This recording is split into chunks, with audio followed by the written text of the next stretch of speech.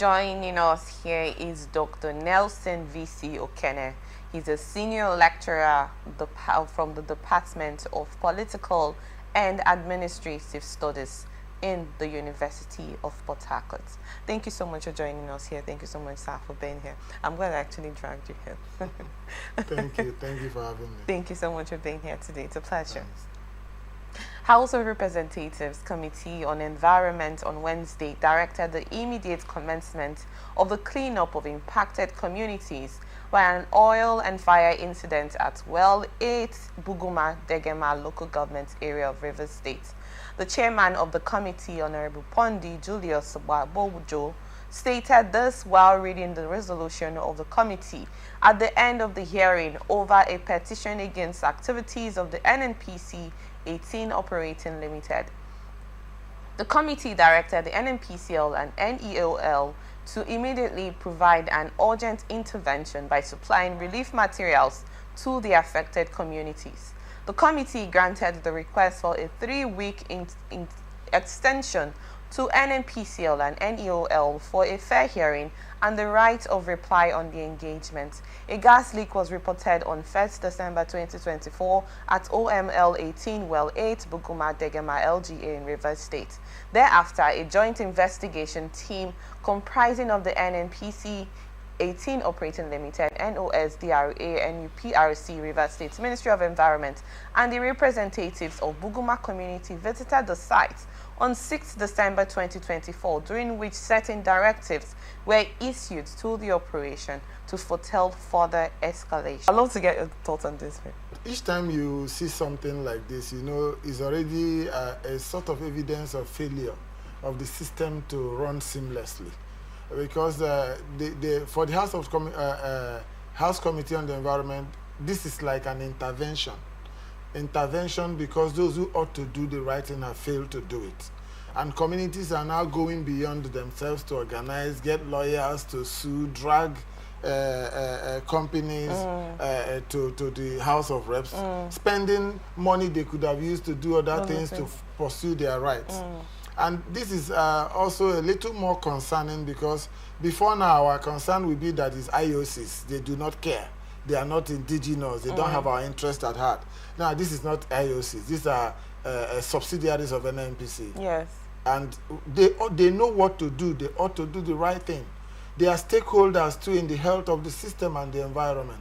We don't have to wait until we do another circle of what happened in Ogoni, until we have crisis, until we have more serious environmental degradation before we intervene. For a spillage that happened in December, up till now, cleanup has not been done. What is the state of the environment? How is it impacting the people living and all that? We shouldn't wait for people to go that far before they do the right thing. So the committee is doing well, but those subsidiaries of NNPC that are responsible should they should do better.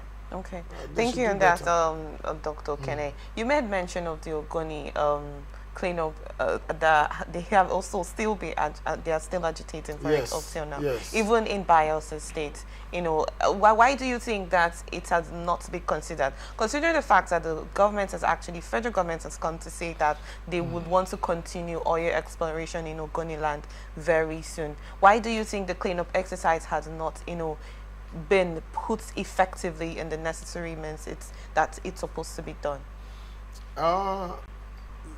Well, I don't have the details as at now on what exactly is on ground in Ogun, but you can tell from outside that is the politics of interests.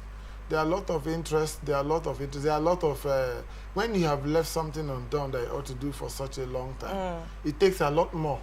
Of course, trust is broken on the side of the communities. Yes. Trust is broken between stakeholders and the government and the operating companies. So ordinarily what you would have said, oh, I will do, and they can trust you that you will keep your word. Everybody will wait for you to finish what you have committed to before you start. Because they know that the moment you start, then they have lost the leverage. They have lost their bargaining power. So communities, stakeholders and all that are holding on to government to do everything they ought to do before they start. So are you with the side of the communities that have been agitating for the cleanup before the oil exploration continues? 100%. I'm from River State, I'm a Niger Delta, and I know the first-hand experience of the problem of environmental degradation in the Niger Delta. And usually, once government have their sources of income flowing, it's not just in oil, it's not just in Niger Delta. There's a bit of that laxity to go do the right thing. Consider even what is happening in the educational sector between ASU and the federal government. Yes. Everybody is relatively at peace now because ASU have not gone on strike again. But the issues are there. Government have said we'll do X, Y, Z, and they have refused to do it. Agreements have been negotiated and renegotiated, and they have refused to do it. When ASU takes the last plunge now to go on strike, which normally they would not want to do, then it will be that, oh, ASU lecturers don't want to teach and all that. Government should be a lot more proactive, and then they can offset crisis. But if they are not proactive, then it will take crisis to do anything right. Thank you, Doctor.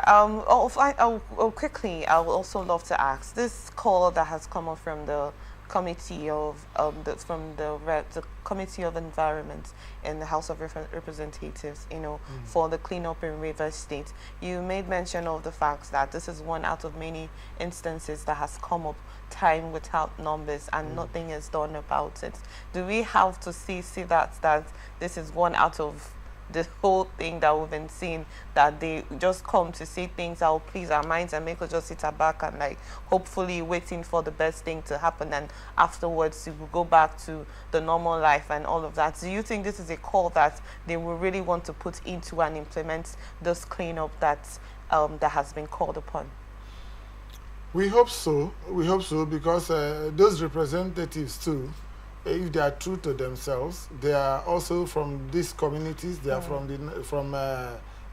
communities, and they know what these things mean. They know what is happening, and I believe that they are serious. Okay. I believe that they should keep to their words, because it's not just about the individuals or the committee. It's about the integrity of the House of Representatives. Yes. About the integrity of the legislature and their capacity to hold the executive to account. They are playing their constitutional role. That's what we elected them there to do. So they should not take their words for granted. If they fail to hold the executive to account in this instance, then next time when they talk, operatives, ministers, and other responsible agents and of the government will not lift a finger.